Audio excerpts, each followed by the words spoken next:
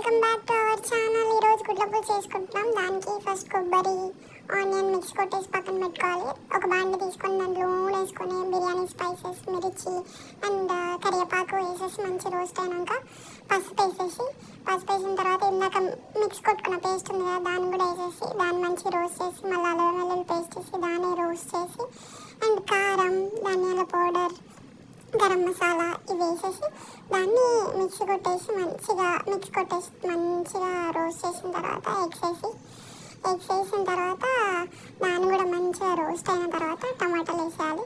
టమాటాలు వేసేసిన తర్వాత దాన్ని మంచిగా మిక్స్ కొట్టేసి తగినంత దాన్ని ఒక 5-10 మినిట్స్ రెస్ట్ ఇచ్చినాము. ఆయిల్ తేలిన తర్వాత చింతపండు పులుసు వాటర్ తగినంత ఎంత కావాలో అంత వేసుకొని తగినంత ఉప్పు వేసేసుకొని దాన్ని మంచి ఒక బాయిల్ తీసుకొస్తే అలా నూనె పైకి తేలుతుంది. అలా నూనె పైకి తేలిన టైంలో కొరియాండర్ వేసేసుకొని దాన్ని మంచిగా మిక్స్ చేసుకొని ఒక 10 మినిట్స్ మళ్ళీ రెస్ట్ ఇచ్చేసినామంటే సెట్.